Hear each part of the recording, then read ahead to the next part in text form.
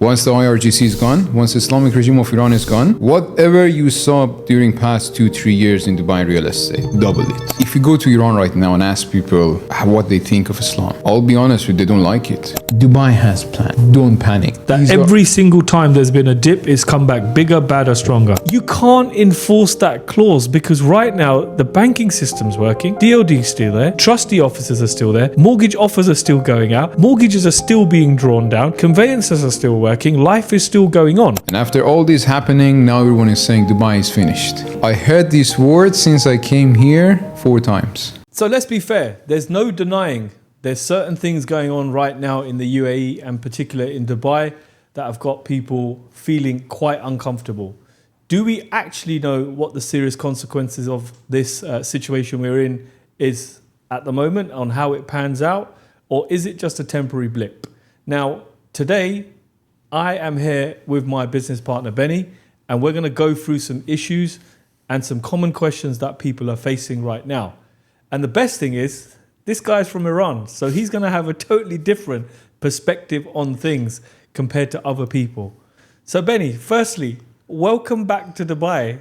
You have been away for the last 2 weeks. Yeah. You left just as it kicked off, and you've come back in the middle of it. So Yeah, when I was actually traveling, when I was on the plane, it started. Everything was started. So I saw that the plane is changing the route back to Dubai, and I was like, what the hell is happening? Then I turned on the TV, they have CNN and BBC live.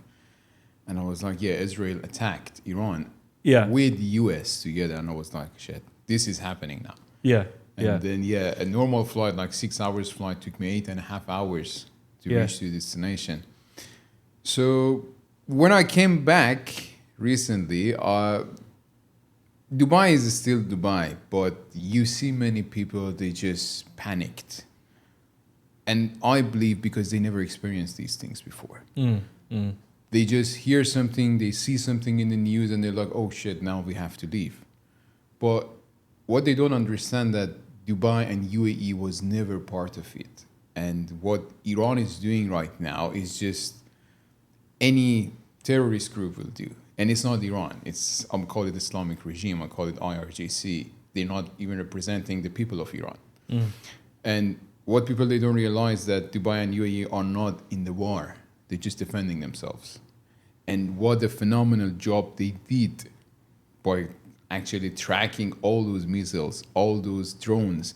And what we saw in the news and what actually people heard, it was just like whatever they exploded on the air, it just hit some of the buildings or the ground. That's it. Yeah.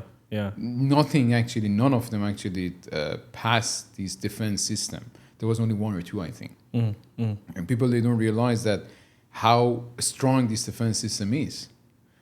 The number of missiles and the drones they launched and they attacked to UAE, it's more than even Israel. It's about 1,200 in total. Wow. And how many of them was actually reached the soil of UAE? 1, 2? It's a good probability, well, good statistics really, to be able to take that many out. I think something you just said there, like a lot of people have left because they're not used to this situation. They don't know this, I mean, I was speaking to my barber last week, and he's from Syria. And, he's grown up through war-torn environments and situations. And he was saying to me, he goes, James, these people call this a war. He goes, I've seen people blown up in front of me. I've seen someone's head fall off. I've seen limbs go flying. The building where I live, above it was struck. He goes, so I've been in a war-torn country my whole life as I was growing up as a child. And he put that into perspective. And it was the same when I spoke to some people from Lebanon as well. And they said the same thing. They go, you think this is a war? Man, this is just fireworks in the sky. So I think what it is, like you said, a lot of people have just got scared and left. I think the Westerners that have come over, they never ever thought this would happen. I mean, they shit themselves when COVID happened in the UK. True. And here right now, it just shocks me how somebody 2 weeks ago was living a perfectly normal life. They've invested in real estate. They're looking to invest in real estate. And then suddenly they think, I'm out. They've got that little faith in the leaders of this country that they're leaving to think that they're going to be safe somewhere else. Look, I think you were safer here than Europe. Yeah. Well, you've just come back from I Europe, just so came you would back. know. Look, it was an amazing trip. It was great for a vacation, Yeah. but I can never see myself live there. Yeah. Oh, Never. serious? Yeah, Wow. I've been in three countries. Yeah. Yeah, in the past 2 weeks, and I can never live there. Really? Like in Dubai, how many people you see that they live on the street? You don't see any. You don't see any. Any city I went in Europe, I've seen like many of them. Yeah. Let me Not guess. You even saw few. homeless. You saw drug abuse. You saw alcohol abuse. You saw prostitution. You saw drugs being sold on the streets. Exactly. Yeah, So you see? you're more safer here than Europe. Yeah. And one more thing I wanted to add. Look, you mentioned Syria, you mentioned Lebanon. Yet these people are used to it. Mm. The whole Middle East, it's never safe until Islamic regime of Iran and IRGC are there. I've been living in this country for 15 years. Yeah. From the first day I came here, people are like, oh, if Iran attack UAE, if Iran launch a missile, if Iran send a drone to UAE, UAE is finished. Dubai is finished. Everyone gonna leave. This saying was there for the past 10, 15 years, as long as I remember. Wow. People were expecting this. Mm. And now that it happened, we saw how good they defend themselves. So it was an expectation that happened. Okay, fine, now it's happened. They're going to recover even better than before. Mm. I was talking to one of our colleagues yesterday. I was like, look, once the IRGC is gone, once the Islamic regime of Iran is gone, whatever you saw during past 2-3 years in Dubai real estate, double it. Yeah, I agree. Because the only reason, look, Dubai provided everything for people. Golden visa, safety, everything you can expect, like tax-free country, they had. The only reason people were not investing in Middle East, because in their opinion, Middle East is not safe. And why is not safe? Because of the Islamic regime of Iran. Mm. That's the only country left. Syria is free, Lebanon is free. UAE, Oman, Qatar, Kuwait, Bahrain, Saudi, all of these countries, Iraq, all of these countries now they're growing. Yeah, of course. The only country left, which is funding all these other small groups, I don't want to name them, in the other countries, is IRGC and Islamic regime of Iran. Mm. So once these people are gone, mark my word, whatever you've seen during the past 3-4 years in Dubai real estate, double it. It's going to get better. Yeah. Double. Yeah. I'm going to say double. Wow. Because the whole region will be untouchable once the new government take over. Yeah, it's going to take time, maybe. But that's how world works. There's a cycle. That's the last bit of confidence I think the Iranian market's waiting for, right? Yeah. And when that happens, I mean, Iranians are, they're the biggest investors in Creek Harbor right now, Imar, when they shared those statistics, right? Is that right? Yeah. Was it? Yes, that's correct, right? Yeah, they're first. And you think to yourself, if with all of that turmoil and unrest going on in Iran right now, they're still the biggest investors in Creek Harbor, imagine what happens when you've got a banking system that runs really, really nicely. You have a government that is actually looking after their people. The currency improves, the economy improves, it gets stronger. People are naturally going to come this way because Iran is so close to Dubai, right? People don't realize. And the other thing is when you start looking at the map, you don't realize how big Iran is. It's huge. It's not a tiny little place. Yeah. It's massive. I was watching a video last night. It was like you can feed Italy, France, Switzerland, Germany, and there was another country, all of them in Iran. Wow. Wow, that's how big it is, right? That's how big it is, yeah. Benny, I want to talk to you about one thing, right? You mentioned the Islamic regime, and I want to talk about the word Islamic. Now, as somebody, I'm not Muslim. I don't follow the Islamic faith. I believe in God, but I don't follow a faith. I come from a Sikh family, and, I have those morals. But being someone who's grown up in the West, in the UK, Islam has always been given a bad name in the West by the media, and it's been portrayed to be this evil religion, yeah? Now, as someone who's grown up in the UK, I've been surrounded by Muslims my whole life, where I grew up in London, East London, where I went to school. Some of my great friends are Muslim people, and still today, I've got very, very close friends that are Muslims. Now, when you're in the West, the media portrays this evil picture, like really evil picture. And then when America gets involved, You know, when I went to the 9/11 memorial in when I was in America just in December, I saw it, and the way they were emphasizing the word Muslim, Islamic, like really making it look bad, right? For me, when I came to the UAE, that was the first time that I saw Islam as something separate to faith and people and regions. Because in the UK, they amalgamate it all as one. So if someone says he's Pakistani, automatically that person saying he's Muslim. That might not necessarily be the case. He might be a Pakistani who's in Pakistan. He might not follow any faith, right? So they link Islam to anything that is evil. And when you come here in the UAE, this was the first time nearly 5 years ago that I realized, man, the West portray Islam in such a bad way. You come here and someone who's not Muslim, you actually realize, man, it's a peaceful religion, you know? It's a peaceful faith. It's only when somebody attaches something to it, like politics, like war, like regimes, that it really gets a bad name. I mean, you yourself, you know, the Islamic regime took over Iran. What's your opinions on this? Look, the thing is that it's not about the religion. It's not about Islam or Christianity. It's when you mix Islam or any religion with politics, you ruin that religion. Yeah. Look, if you go to Iran right now and ask people what they think of Islam, I'll be honest with you, they don't like it. Because last 47 years, someone was ruling them with the name of Islamic regime of Iran, murdering people, putting them in prison, executing them in the name of Islam. Yeah. So those people there, they don't like Islam. But you come to UAE, you go to Oman, you go to Qatar, you go to Bahrain, you go to Kuwait, you ask people what is Islam. Yeah. They love it. Yeah. Yeah, of course. You see in Ramadan what's happening. It's a festival. Yeah. Ramadan is a festival. People are celebrating Ramadan. Yeah. You go to Iran, the prices during Ramadan, food, rice, oil, whatever you want to buy, is double. So 47 years, there was a difference between UAE and Iran. Now, if you go to Iran, no one likes Islam. You come to UAE, you see the real Islam. Yeah. What's happening here. Yeah. So in my opinion, if you separate these two things, Islam from politics, Islam itself is not bad. Mm. Again, we have some people using the name of Islam to do whatever they want to do. Yeah. But if you keep it separate, it's not a bad thing. It's actually help you to become a good person. Mm. Mm.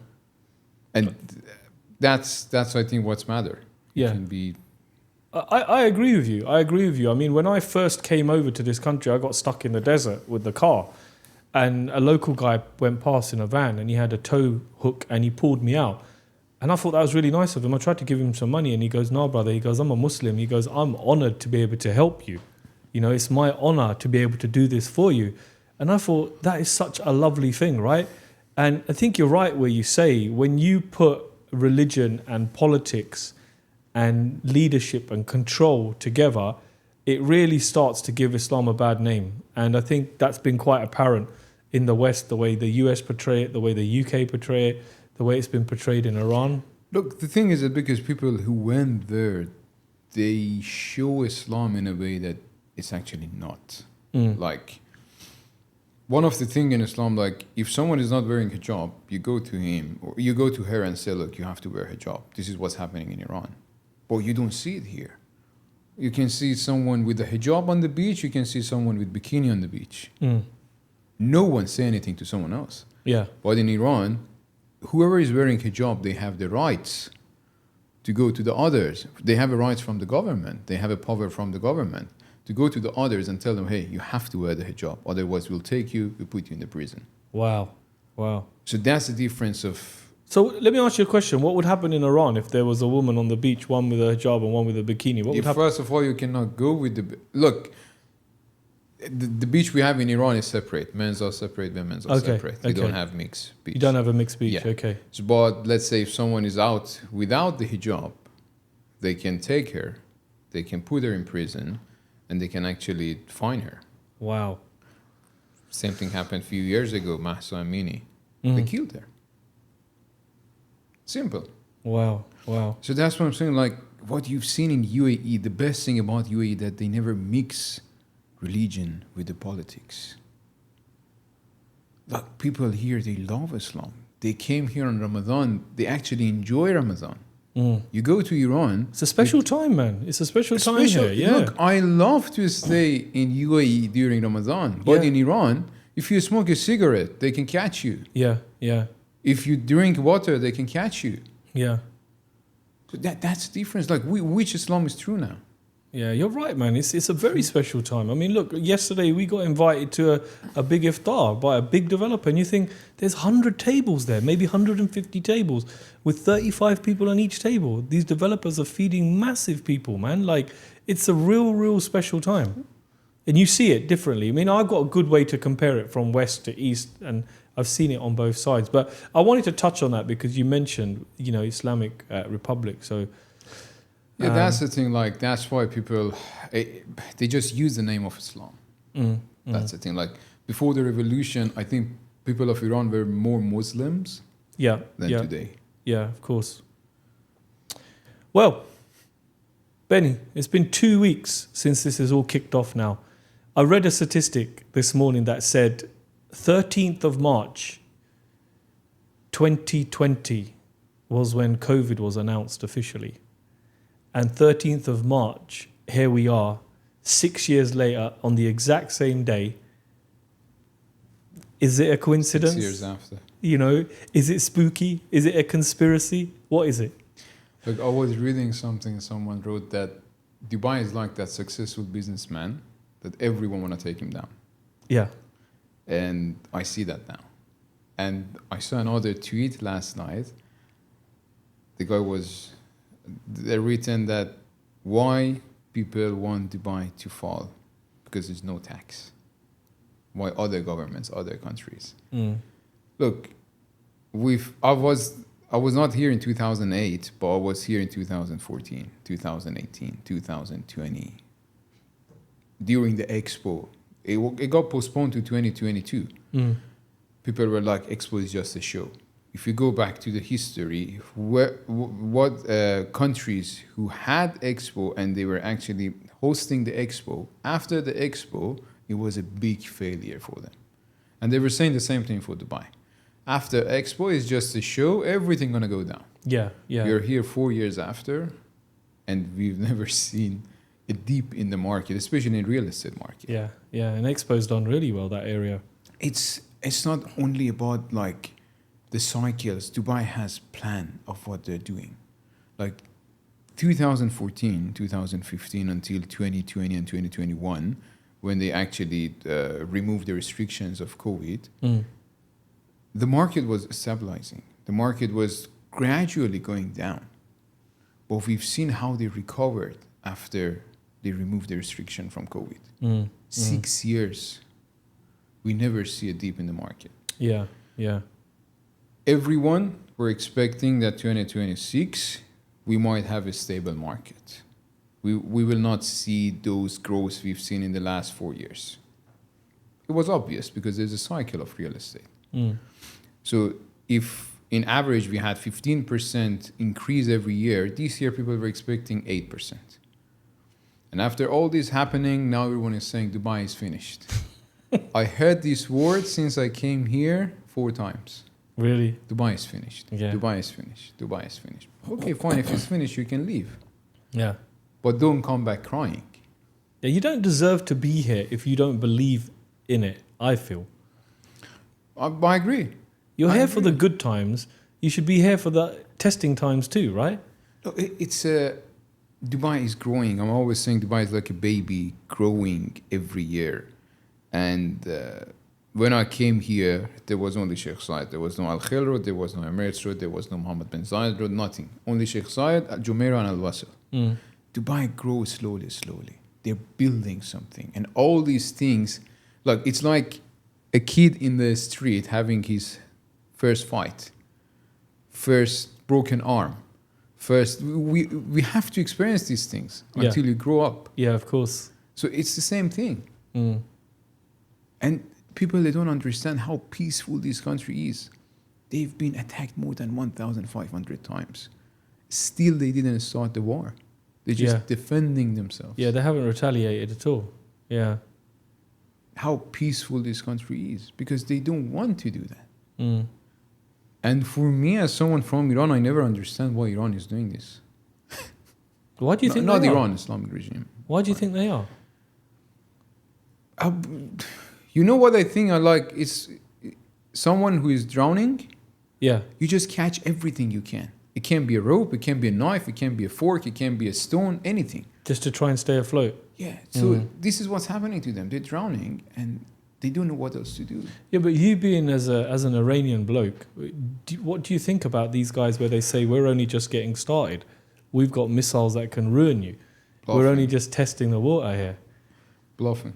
You really feel they're bluffing? Yeah. And if you was a betting man, you'd put money down to say that these guys are bluffing. Yeah, but as time goes on, do you not think that maybe these guys are not bluffing? Maybe they do have something there. Do you question it, or do you still think they're bluffers? No, I still think they're bluffing. Really? They got a good poker face, man. If they were playing poker, they'd be winning. None of them left, actually. Mm. The biggest one was gone on the first day of the war. Yeah. If you're that big and you're that strong, you can protect him. Where is he now? Yeah. They couldn't even bury his body. It's been 12 days. Yeah.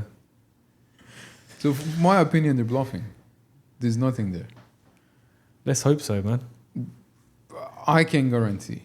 Yeah? Yeah, because look, You heard it here first. if if you have something, and look, what's the logic behind it? U.S. and Israel are attacking you. Why you're attacking Oman, UAE, Qatar, Bahrain, Kuwait, Saudi, Turkey, Azerbaijan? Why are you attacking them? Cyprus. What's the logic behind it? I don't think there is. I don't think there is any logic. It's just, let's just shoot. And So you just want to show the world that I'm so strong. I'm Yeah. attacking the residential buildings in Dubai. yeah. Why? What the hell? Like, when US and Israel are attacking Iran, people are actually staying at their home, at their work, in the street. Why? Because they're so confident that US and Israel, they have nothing to do with the civilians. They're just bombing the military bases. Mm. When Iran is attacking UAE, we've seen alarm because those people are crazy. They're attacking the residential buildings. Mm. Why? Okay, if you want to attack US military base, maybe I can understand. But why you're attacking residential buildings? Mm. What's the logic behind it? Yeah, there doesn't seem to be any logic or plan, right? That's It's what I'm just, saying. let's just shoot and hope. Yeah, it's just bluffing. It's like you're going to the casino. You have no idea how to play. You have $1 million. Mm. You say, okay, let's go and play. At the end of the day, you lose everything. Yeah, yeah. And they're doing the same thing. This is my belief. Well, do you know what? It's a good belief, and I hope it does go that well. But, well, not that well, goes that way. Anyway, look, Benny, right now, we're in real estate. We own a brokerage. Obviously, you came back through the airport. You can see it's a bit of a ghost town. I think one of the most positive things to come out of this is it's taking me 11 minutes to get to the office from home, which is absolutely fantastic. I'm flying around the city right now, and it is super quick to get everywhere, which is nice. But it's also very alarming in the sense that you think, oh, this is really a show that things are a little bit quiet. Now, I guess, look, the question on everybody's mind right now is what is going to happen to their investment? You know, what is going to happen to the people that have bought real estate and maybe off-plan, secondary, just recently bought it? Where do you feel the market's going, and what do you think people should be doing right now? First of all, it's been only 2 weeks. Yeah, I agree. We need to give it at least a month to see what's going to happen. Mm. Whoever bought, they bought it on a good price. Keep it. If they bought a good project, if they bought it from the good broker. Yeah. Keep it. Let me ask you a question. How do you think all of those people are feeling right now in Ras Al Khaimah that paid so much over the odds for those little studios? Or no comment? Let's wish a good luck for them. Yeah, let's pray for them, yeah? Okay. Good luck. Look, we have to wait to see what's going to happen. The thing is happening right now. You receive so many calls from the buyers. I'm ready to buy.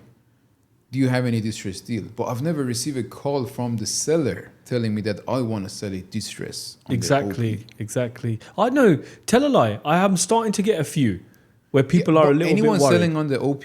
Those who bought 2 years ago?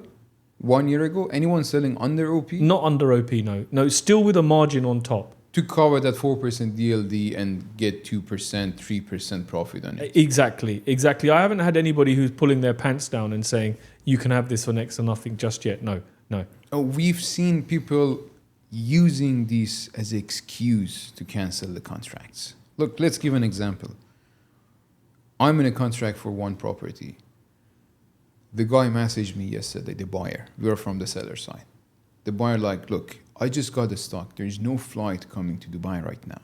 But I just wanted to send you a message to give you the surety that I'm committed to complete these transactions. I'm doing everything with my bank to sign the letters with the POA, which is not possible because bank needs you to be there. But he's doing everything to make sure that this deal will go through. Yeah. And on the other hand, we had other buyers. They're using that clause, what do you call it? Force majeure. Yeah, you're right. This is very nice what you're saying here.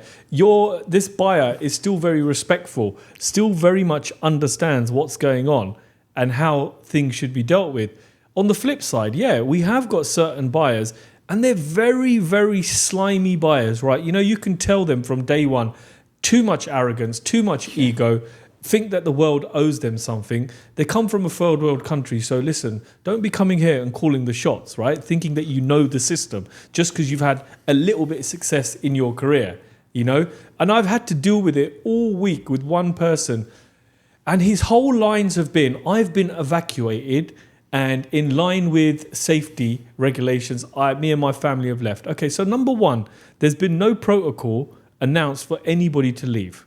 Number two, you've taken it on yourself to leave the UAE, right? Yeah. Number three, you can't enforce that clause because right now the banking system's working, DLD's still there, everything. Trustee officers are still there, mortgage offers are still going out, mortgages are still being drawn down, conveyances are still working, life is still going on.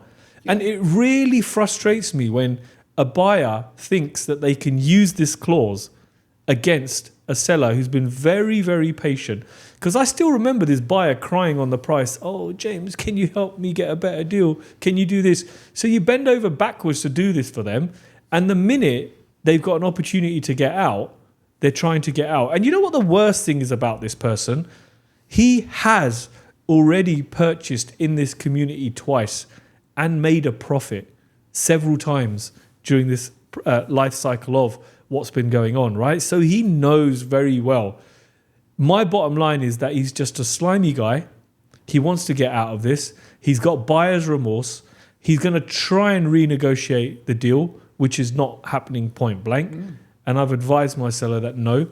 And right now, our stance simply is on it that we are going to pursue you through court if you default. Simple. We're not going to bend over backwards and say, come and tickle my belly. The deal's finished. Go and sell it to somebody else. No, because if the UAE government allow this person through the courts to get out of this contract, every single person is going to try and use this clause to get out. And imagine in the last 3 months from January till now, how many contract Fs have been signed on a 90-day agreement? How many? And let's say, even if 30 to 40% of those manage to execute this clause and get out of this, what does that do for the market? Yeah, but people, they don't understand that clause. That clause works when everything is shut down. Exactly. We are operating normally. Yeah. You're right. That clause is there for a reason, man. Don't use it willy-nilly. It's there to save your ass if something really, really bad happened. But no, it's not, And then on the flip side of that, Ben, you've got the really, really good buyers that are just messaging in, look, you know what? I'm a little bit nervous, but I'm still committed to this deal. I've signed a contract. Can you just give me 2 weeks extra just to get my things in row? Get all of my cards in a row, get everything ready to come and do this. I can't fly in right now. Let me organise a POA. Those are the ones you got a lot of respect for. The ones that I don't have respect for are these ones. that have obviously got serious. I personally feel they got financial issues and they can't afford it. Or they've got buyer's remorse right now, and they're sitting there thinking, "Oh, this is a good time for us to get out, and maybe we'll be able to buy this 14 million villa for 7 million." It's just a stupid way of thinking. Exactly. I'm receiving messages and calls from the buyers that they're trying to buy for the past 2 years. Yeah. They never bought anything. Yeah. And again, they're messaging me, now we're ready to buy. What's the offer? Like, what offer are you looking for? It's like, I want my own payment plan. I want like 10, 15% discount. Yeah. I was like, okay, wait for another 2-3 months. Let's see what's going to happen. Yeah. Because right now, none of the developers even stopped the construction. Exactly. You just have to look around. Everything is still going on. Everything was promised to hand over in 2027, gonna hand over at the same time. Yeah, we always have 3 to 6 months delays because of DIVA, DLD, Tarakhisi, municipality, whatever. 3 to 6 months is normal, but everything is going on. So why the developer has to give you an offer? Yeah, those, sorry to say, shitty developers which were selling 50% over the market price, now they're giving you 20% discount. Yeah. But still you're paying 30% more than the market price. So if you're happy to go and buy from them, please. You know what it is? These buyers that are now ringing up and saying, I've had a few of them. "Oh, James, you know any distress deals?" My answer to them simply is, brother, we've been talking for 3 years and you've never bought anything. What makes me think that you're going to buy something now if it has a marginal discount? You're not, because you're not a serious person. You wasn't serious 3 years ago when the market was just starting, right? It was getting some traction. You're not going to be serious now. So I don't really have time for these people, man. For me, it really is like, look, let's just deal with the serious people right now in the market, and serious investors are still very much carrying on. We have an investor coming over just after Ramadan, has a massive amount of money to invest in Abu Dhabi. Is he scared? Not at all. We spoke to him. How do you feel? Perfectly normal. You continuing with your investment plan? Yeah. I'm coming out after Ramadan and I'm ready to do my business like I said I was going to. And you think that is a serious investor who knows exactly what's going to happen. Yeah. It's the amateur guys right now that have all of their life savings in, say, one unit, a couple of units, that don't understand cycles of property, right? Exactly. Look, you have to believe in this country and the rulers of this country. I'll be honest with you, we cannot say nothing is happening right now. There are few things happening, like we can see that. But when I was traveling back from Europe, everyone was like, stay there, don't come back. Yeah. Our plane was Airbus. We came back with Boeing because there was no enough passengers. The flight was actually half empty. Yeah. But still, I flew back. Why? Because I believe what's going to happen here, because we have business to do. Yeah, of course. We have the whole plan until end of the year. Yeah. That we have to continue. We have to carry on. Yeah. People are afraid. Like we've got tenant as well. I don't know if it's the right word to say, but no, I'm not going to say it. But the guy ran away. Yeah. And he was like, I escaped Dubai. I said, what the fuck, mate? You escaped Dubai for a real war zone. And why he escaped, why he mentioned escape and what this guy did, what do you think? He was staying in a 300,000 dirham rent property. Yeah. It's like a 3-bedroom on Marina. And the guy didn't have the money to pay the rent. And he wanted to terminate the contract, so he had to pay 2 months penalty. Yeah. So he ran away without paying it. Left all his stuff? Yeah. No, the unit was fully furnished. So he just took his own clothes. That's it. And gone? And gone. And he mentioned on his status that escaped Dubai.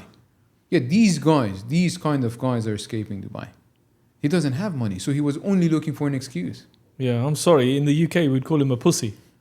That was the word I didn't want to say. Yeah, well, I'm going to use it. Wow. Yeah, you see these things. Yeah, he ran away. But at the same time, we have people renting 1.7 million dirham property every year. Yeah. In Paul. Yeah, and recently signed the contract. And continuing with it, yeah? So don't believe whatever you see in the news. I've seen another video that it was a woman went from Dubai to Dublin, I think. Oh, yeah, I saw that video. And she was crying that there's a war going on. You see this in the movies, but it was really scary. Look, last night I heard an alarm on my phone. Yeah.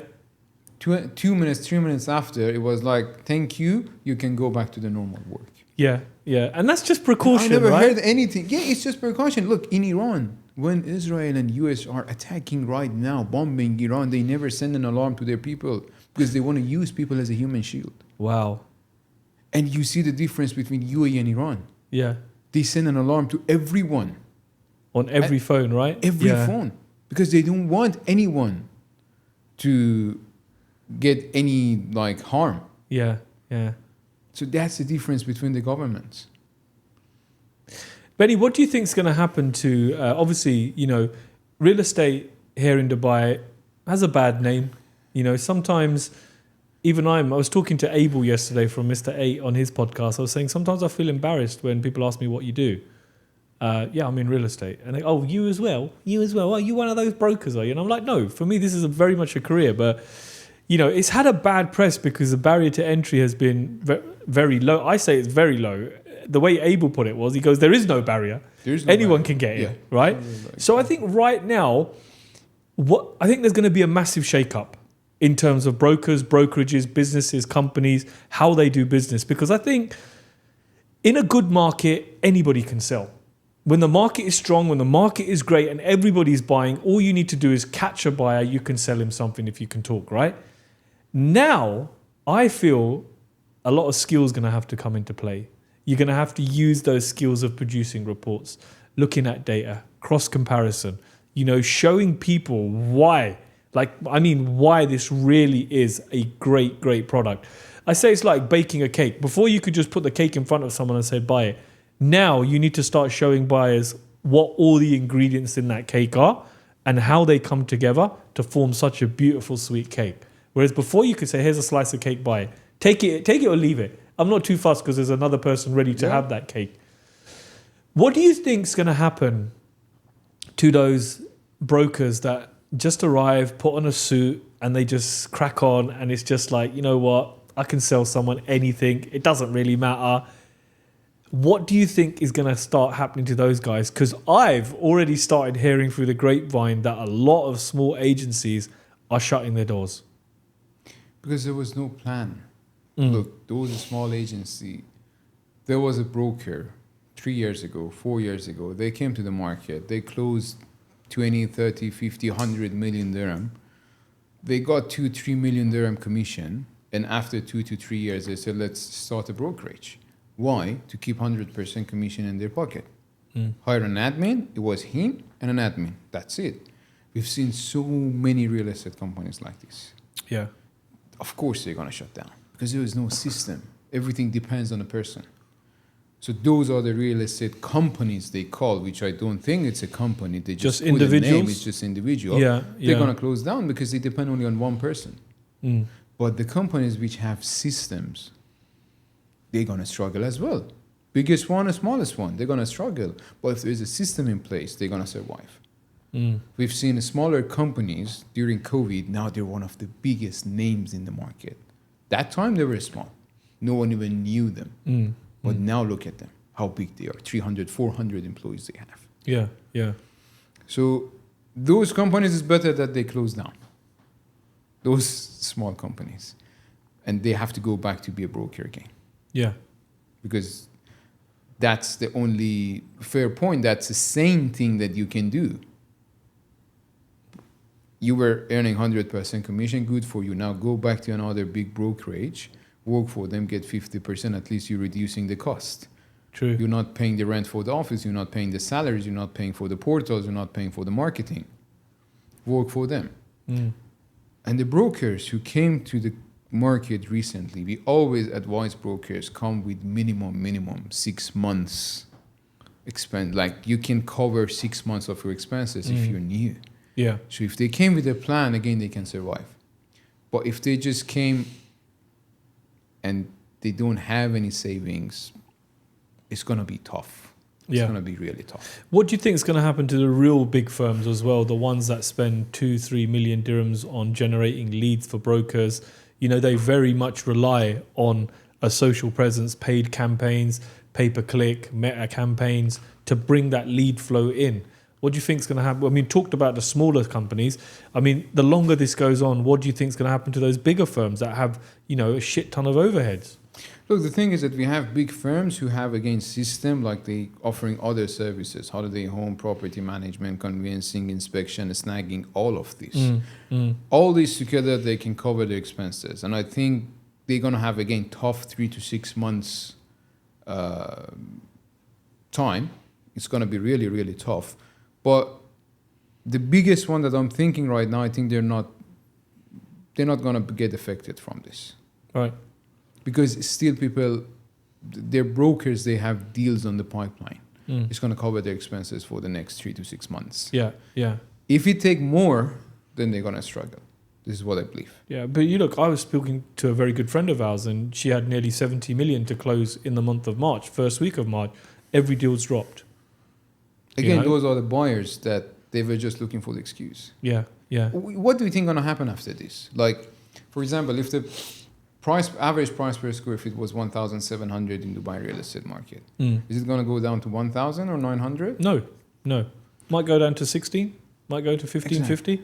Exactly. So most of the buyers are thinking that, okay, let's wait. Once it go down to 900, then we buy. Those are the buyers for the past 3-4 years. They wanted to buy something and they were like, let the market just slow down. Yeah. I believe market going to go down.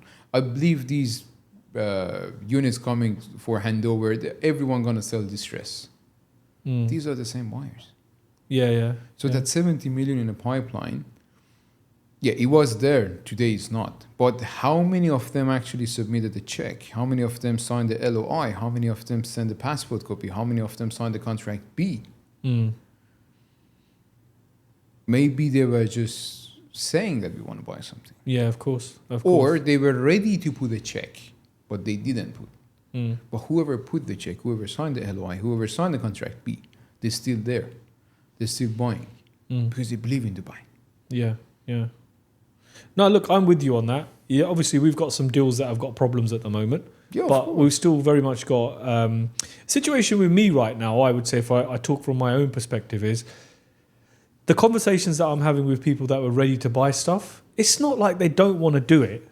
They're just, James, just give me a couple of weeks just to mull this over on what's going on right now. I'm still very much invested in Dubai. I still very much want to do this, but I just want to see what happens. And that's human nature, right? It's like sometimes when you want to buy a new car, you might want to test drive it for a bit before you commit. Maybe that's a bad example, but still, the conversations that I'm having now, they need to be very sympathetic conversations. You can't be that forceful person right now. Not that I am a forceful person, but normally I would say to someone, look, we ready? The figures add up. Do you have any objections? If it's no, let's do the deal. Screw it, let's do it. Why are we waiting? But now it's just a little bit... Yeah, look, we were never pushing any client. Yeah. We were never forcing any client. Yeah. We're going to do the same thing. Yeah. Here's a project, here's a payment plan, here's a price. Nothing changed. Yeah. Whenever you want to proceed, we're here. Yeah. So, again, I come back to the clients. Yeah. Like, as you said, those people who had 1-2 properties, they're scared, they want to run away, they want to go back to their own countries. Those big investors who understand the market, the cycle, and what's going on, they still invest. They're ready. Here. They're ready to invest. Look, and some people need to understand this is all what we call it propaganda. Yeah. Propaganda, yeah. What you've seen in the news is not what's happening here. Again, honestly, we see some changes. But whatever you've seen in the news, maybe 0.5% of it is true, not even 1%. Yeah. Because you don't believe me, James. I've seen videos that Burj Khalifa is under fire. Yeah. It's blown up. It's finished. Yeah. Burj Al Arab got attacked. Yeah. There was a missile came on Sheikh Zayed Road. Yeah. What the hell? Yeah. You know what? Yesterday, I spoke about support for brokers right now. The good guys. The good guys that really take this seriously as a career. Because it's a shaky time, right? They're probably sitting there thinking, what's going on? I don't really know. One of the team meetings I did last week on Monday with our team was really just to understand how they were feeling. At the end of the day, normally you'd look at KPIs, targets, what's going on, what's in the pipeline, who's doing this, how can we do this, how can we get more people interested, etc., etc. This week it was very much about just seeing how people are feeling, and it was nice to go around the whole room and speak to everybody, and see what they're feeling and how they are. It's mixed opinions. There's some guys that are like, James, I'm not scared at all, everything's all good. Some of the ladies that live on their own, they were like, I was a bit shaken up by it all, which is expected. And one of the guys asked me, James, should I still be calling out clients? Should I still be talking to people? And I said, absolutely, you should be. I said, maybe you don't want to be so forceful on trying to push anything right now, but you can very much use this time as a positive, I feel, as a broker. Now, if I was on the front line calling out clients, which I haven't done for a long, long time, but I may have to start, the conversations that I would be having is, hey, Mr. Mohammed, how are you? Just calling out to see how things are. How's your family? I'm not here to sell you anything. I'm genuinely concerned just to see what are your opinions, what are your thoughts on this. Have a conversation like that, because now what you're going to find is buyers or sellers are going to need you that little bit more. Whereas before, a seller could call the shots and say, piss off, James, I'm not selling this for 5 million. I want 5.8, making up their own prices. Now they're going to ask you, James, you know what? We spoke about that villa for sale at 5 million. What is it actually worth? So I say to brokers, now is a great opportunity to start having these chats with people, because you're going to be surprised. If you go in with the right opening message, they're going to be very inclined to speak to you. And I go, off the back of that, why don't you now, as a broker, start calling people and saying, you own this property. Would you like me to just carry out a free evaluation and tell you where we are in terms of where it was 2 weeks ago, where I feel it is now, where it might be going, just to give you some reassurance in your mind? You really need to be going that extra mile and offering this service on times when times are uncertain, because I feel when we're back to normal, when the times are great again, all of these calls you would have made to all your potential buyers, your sellers, your pipeline, they're going to remember you. You're going to remember, man, that James called me when it was very, very uncertain, and he really cared and asked me about my family, which I genuinely do. And then in your pipeline cycle, when you go back to this client again to touch base, they're going to be very inclined to speak to you because you've had the right conversation with you. You're not having the conversation where some brokers are still ringing me, man. My number's on the database for many of our buyers. So I get calls, hello, sir, you want to sell this? In my head, I'm thinking, dude, what the fuck, man? 2 weeks ago, it was annoying enough. 1 month ago, it's annoying enough. Now it's even worse. More annoying. It's even worse because you're not coming in at any angle with me on anything. So for me, I think in any downturn, there's an opportunity to turn this into a positive. And anybody who might be watching this right now, I feel you could really use this as a positive way to get out there and start to engage potential clients, buyers, fill up your pipeline in a different kind of way now. Yeah, I think what I can tell to the brokers as well, now is a good time to be specialized in an area. I'm always talking about being a specialized, but now is a good time to understand what is that area. When you call the seller, when you have this conversation with them about their family and everything, you can actually advise them. Yeah. What they can do. If they bought it for 4 million and the market price right now is 3.5, advise them not to sell. Be honest. Yeah. But if they bought it at 2.8 million and now they can sell it for 3.5, tell them that how much they're going to make. But it's only come when you're specialized in an area and in a building. When you know the markets, you know the rate. Exactly. But if you all over the place, you have no idea what's going on. True.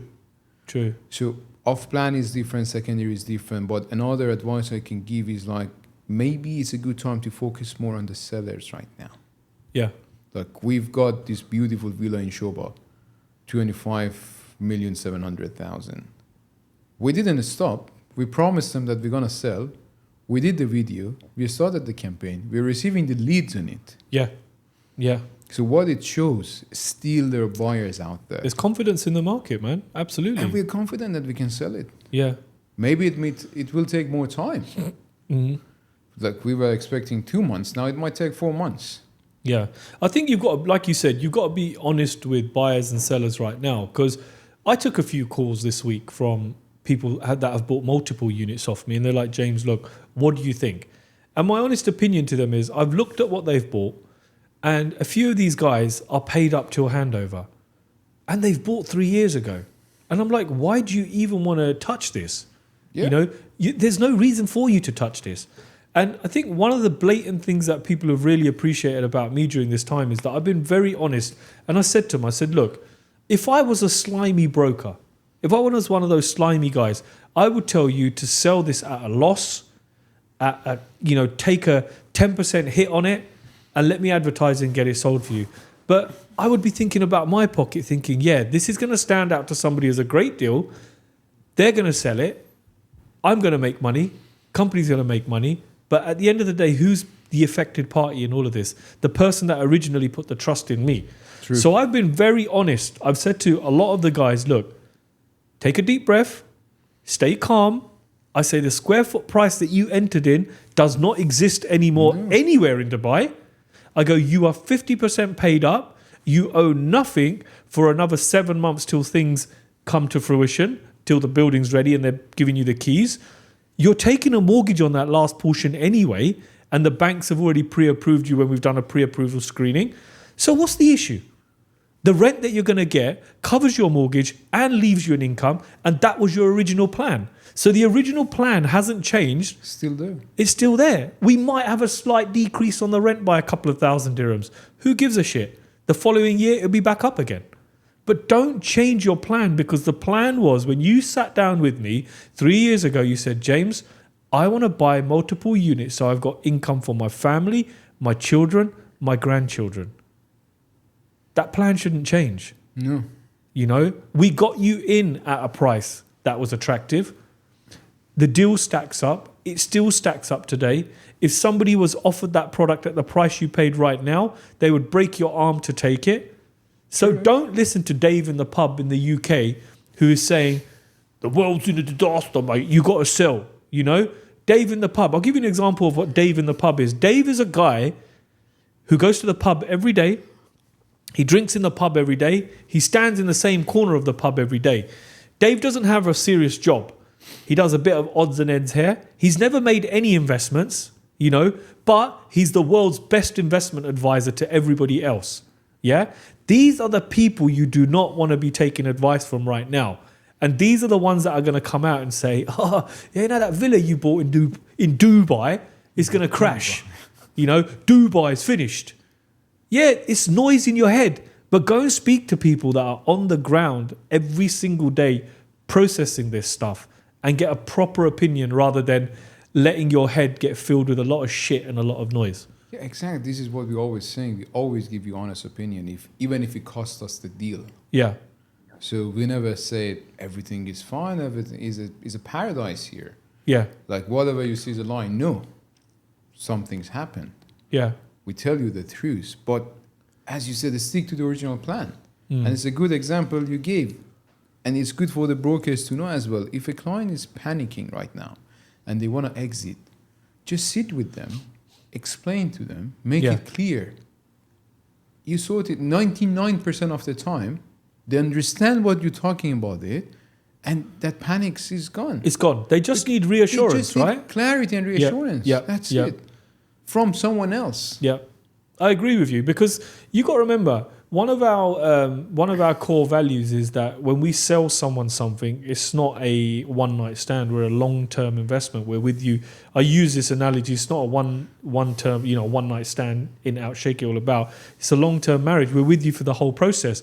And that applies so much now in this day and age that if someone's sitting there at home right now and they've purchased from us, or if they've purchased from someone else or whoever, and they're thinking, I really need to speak to somebody who's going to give me a level-headed opinion and be neutral about this, reach out to us. Come and have a conversation. Yeah. I've said to all of our buyers, sellers, whoever, if you've previously done business with us, if you've consumed content, if you've come in and you've asked questions before, we've had any calls, come and ask us. Our team's ready to sit with you and give you an honest opinion on where things are. where things are going and look at your stuff, look at your circumstances and say, okay, maybe you do need to sell, or maybe you hold on, or maybe you ride this through, or maybe you're in a fantastic position. What the hell's wrong with you? Exactly. Look, and for the investors out there as well, those who bought off plan, those who bought secondary and they have a mortgage and the property is already rented out, you don't need to panic. Yeah. You're in a good place. Sit tight, relax. Yeah, maybe the tenant will call you within a few days and say, hey, look, I didn't receive my salary. Maybe, which I don't think is going to happen, give me another 1 week or 2 weeks to make the payment. That's the only thing can happen to you. Those who bought off plan, paid until handover, as you said, you have nothing to worry about. Wait. You're not going to lose anything. You already made the payment. Yeah. Those who bought off plan, you have a payment plan. You have an installment to pay. Again, don't panic. Send an email to the developer. We always recommend, if you cannot make the payment, just send an email. Communicate. Be open. Do not ignore them. Yeah. That's the worst thing you can do. Send an email. Say, hey, look, within this situation, if you're in Iran, if you're in Saudi, if you're in any country, there's a situation happening. I need another 2 or 3 weeks to make the payment. 90% of them, biggest one, strongest one, will give you the time. Yeah. Those who will not give you the time, what's the worst thing gonna happen? Charge you 1% on your payment? That's fine. Your payment plan is like 150, 200,000 dirham, 500,000 dirham. It's gonna be 5,000 every month. Yeah. During the months, slowly pay that. Pay 50,000, 60,000, 100,000. Bring it down so that 1% will be 2,000, 3,000. Yeah, of course. And by the time of handover, if you bought again from the good developer and a good project, whatever penalty you have is already covered by the appreciation. So don't panic. Yeah. Everything is operational here. Still normal. No one has stopped constructions. And to wrap it up, I just want to go through something quickly together. Like this is the Dubai house price timeline. You've seen here, 2008, Lehman Brothers bankruptcy. What happened here?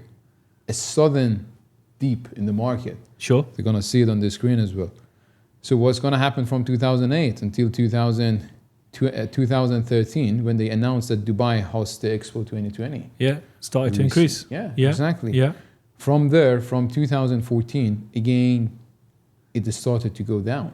Yeah. And we had more stability in the market. Yeah. And here, you can see it's not a drastic drop. It's a gradual drop. Exactly. It's a gradual drop. And here we didn't have a golden visa. Oh.